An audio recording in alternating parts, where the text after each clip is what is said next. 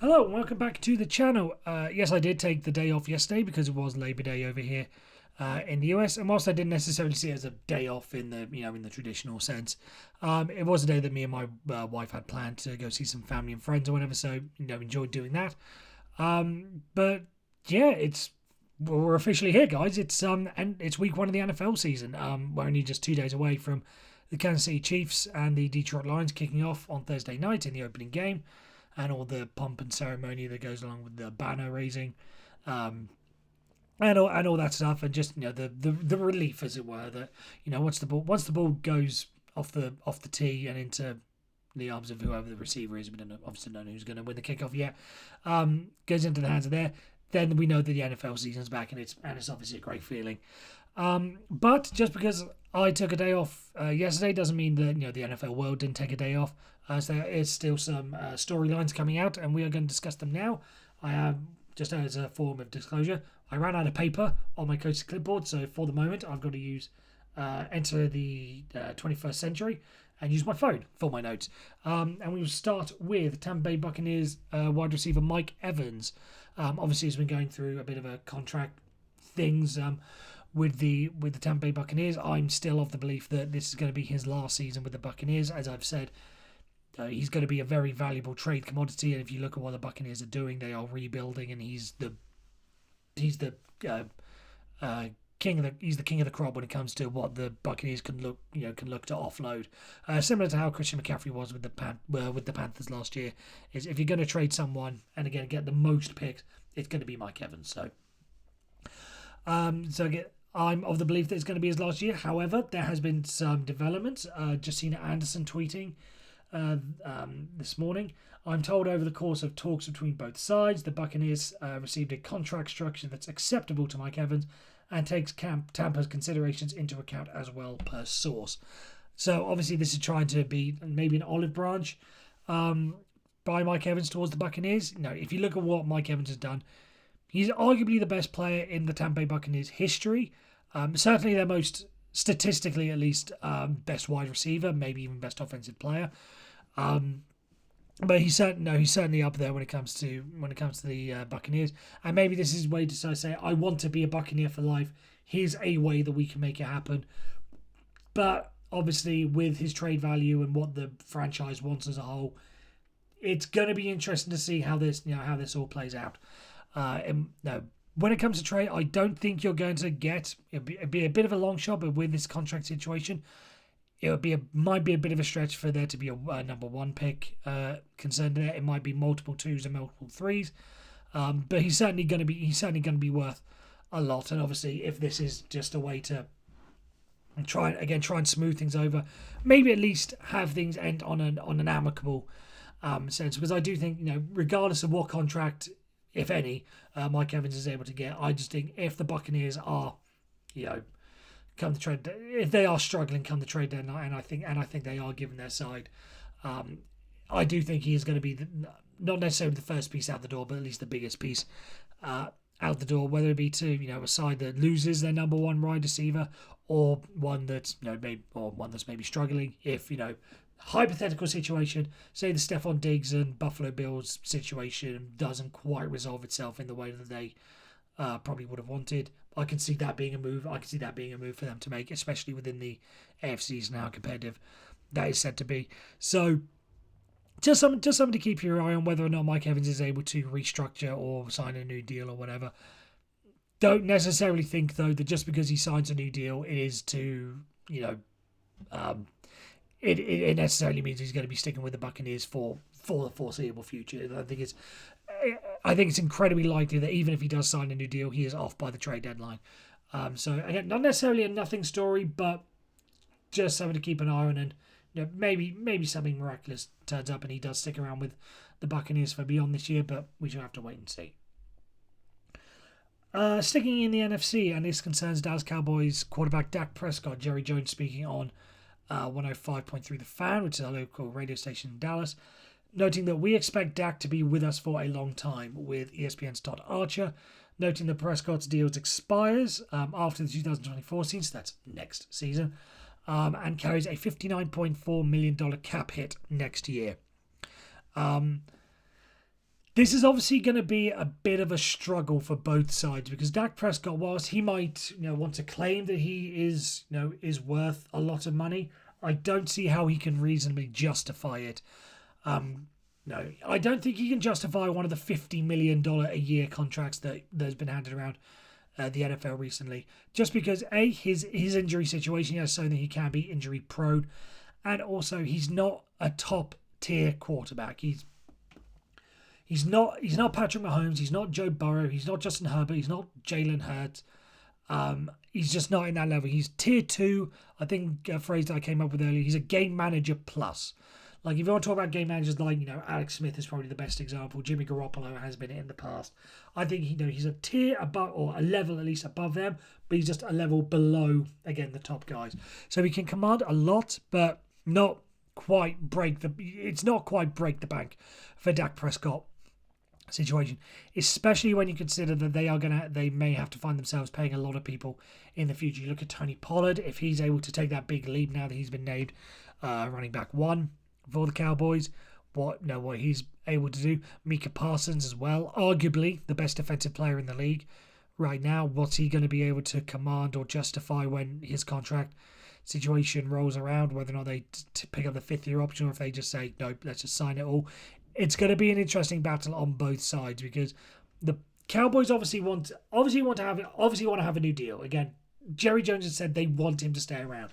This isn't a take it or leave it situation. But it's going to be interesting when they have to find that middle ground between making sure that Dak Prescott isn't insulted with what they offer, but also looking after the overall picture of the Dallas Cowboys and then restructuring the contract, meaning that his cap hit isn't as big next year and they can spread it out and they can afford to pay Micah Parsons, thinking about Parsons for some reason, pay Micah Parsons early so they don't have to have a 4th year of incredible production, see that price rise. If they want to pay him early, fine.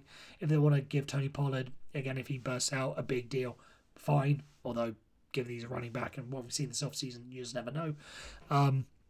So it's going to be interesting to see. I think the way that it's sort of been worded is that 59.4. It's not necessarily a time deadline, but it is something to keep in mind for both sides because if you look at what Patrick Mahomes and Travis Kelce have said with the Kansas City Chiefs, they are willing to take less so that the money can be spread across the team, with those players. Again, and in the Cowboys situation, the players I mentioned before are going to need to or may need to be paid. So Dak Prescott needs to be aware of that when when contract negotiations really kick into gear. Is that, does he want to really be a champion, or does he want to earn the most money? Because really, given the state of the Cowboys, you can't really do both. You need to have those players, especially again because Dak Prescott's not someone you win as a result of. You win with him rather than necessarily because of him. So he has a big role to play, but not as big a role as I think he probably thinks he deserves financial wise. Moving on and sticking in the NFC. This isn't a whole NFC day, no it isn't. But Nick Bosa, obviously we've been talking about him a lot recently, and Ian Rappaport stating that unless there is a significant breakthrough, his word, between the two sides, he doesn't expect to see Nick Bosa lace up in Week 1 against the Pittsburgh Steelers. He did, and I think there was a conversation on ESPN's Get Up today that sort of they were talking about about Chris Jones, the defensive tackle for the Kansas City Chiefs, but there is an element that I think it works with Nick Bosa as well, and they were it was the host Mike Greenberg sort of said, are you in this situation where if you are Nick Bosa and you are Chris Jones, because that's the one he was talking about, do you want them to lose in Week 1 to say, right, you clearly need me, my asking price goes up or whatever, or my asking price is still the same, now it's up to you to meet it, sort of thing, rather than me bring my asking price down. And I think the same situation does revolve around Nick Bosa, because if you look at the team they have, whilst they do have a very good defensive team overall, and I think I said last week, arguably the best defense in the whole National Football League, it is a situation with Nick Bosa where you think, would it be beneficial for him to, again, have the San Francisco 49ers win, but maybe win in a close game and in a game where they give up more than perhaps they would have done if he was there. Maybe if they win, but they don't get a sack. I mean, I doubt that's going to happen because, again, very good team all around. But if they win and don't get a sack, where they could say, where Nick Bosa could say, you see this, you nearly lost the game. If it was me, then it wouldn't have been a concern. I think that is something that Nick Bosa is probably going to be thinking in that right. I'm not going to get a deal done now, but the result of this weekend is going to play a large part in what the negotiations look like moving forward.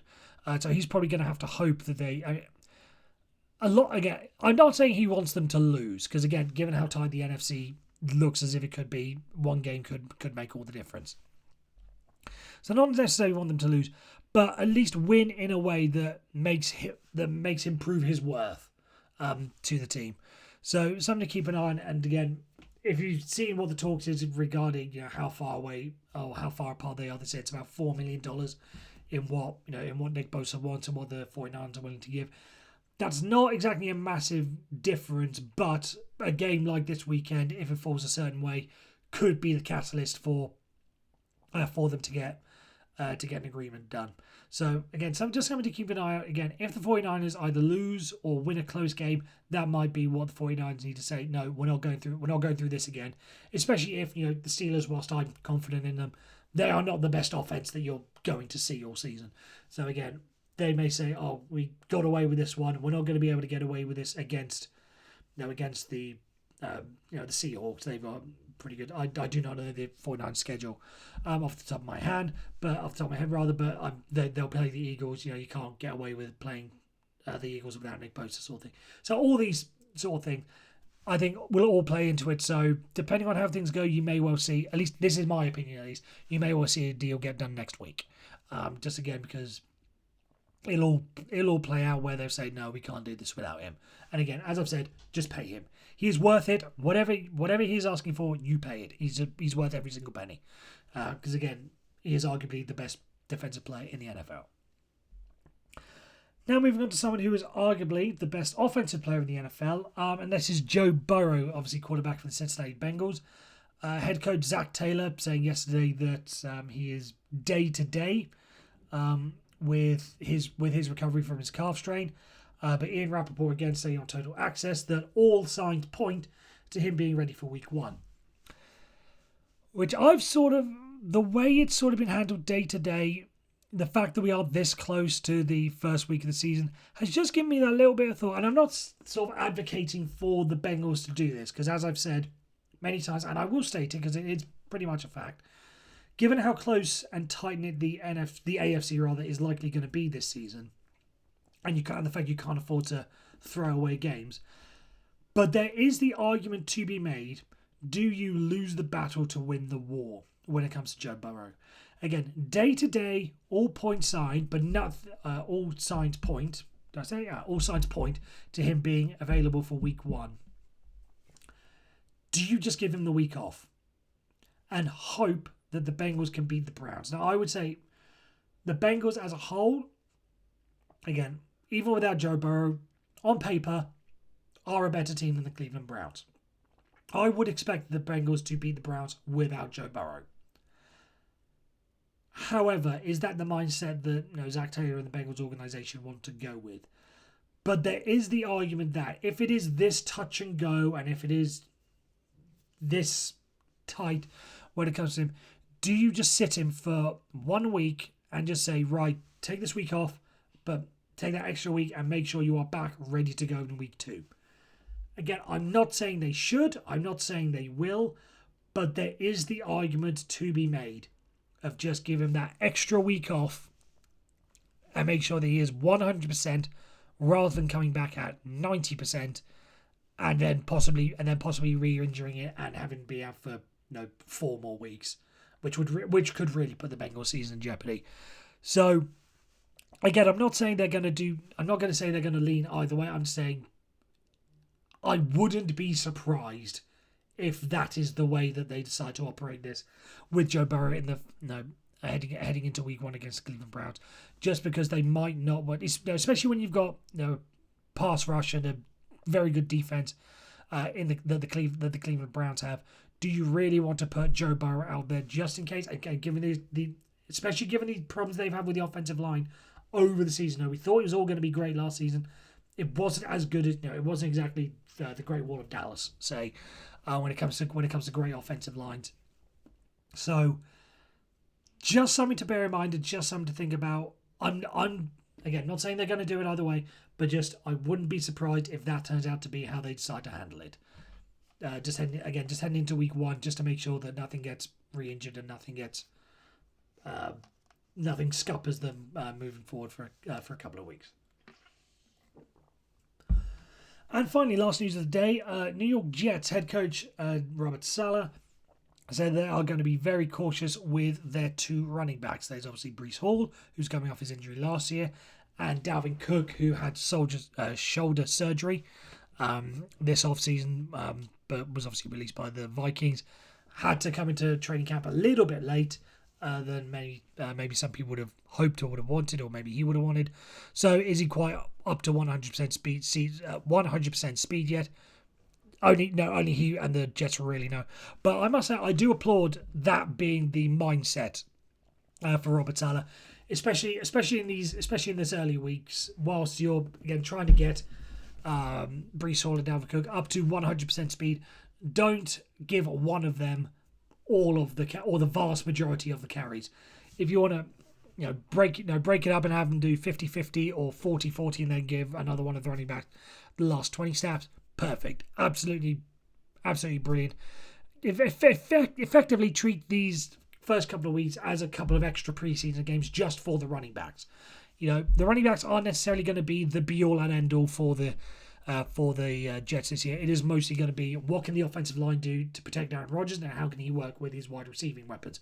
And then obviously the defense. I'm not saying the running backs are totally unimportant in the Jets system, but just again in these early stages, they're not going to be what wins and loses them games. So if you can give Breece Hall, again, just to get him up to speed, give Dalvin Cook just to get him up to speed, and then use the first couple of weeks as a way to say, right, Breece Hall, you're going to be number 1, Dalvin Cook, you're going to be running back. Or if they just decide, this is 2 great running backs, we're just going to keep it running back by committee moving forward, as a whole. That would also be a great way to do it. Indianapolis Colts coming out and saying that they're going to basically be running back by committee in the absence of Jonathan Taylor.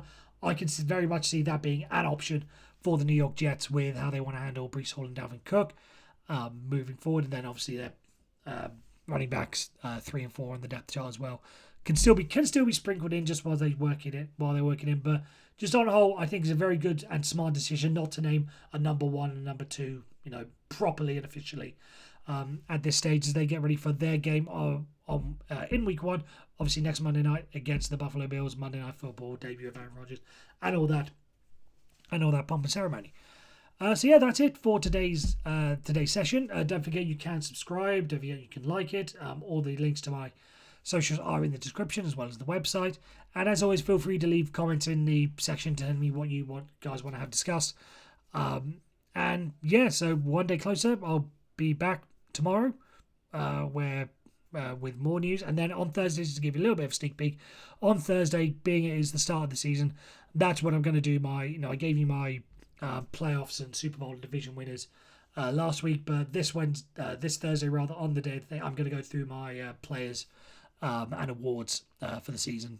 Just something to look forward to, just to see who I think, and will probably incorrectly guess, is going to be picking up the main honours this season. But yeah, until tomorrow, I will see you, and you guys can all take care.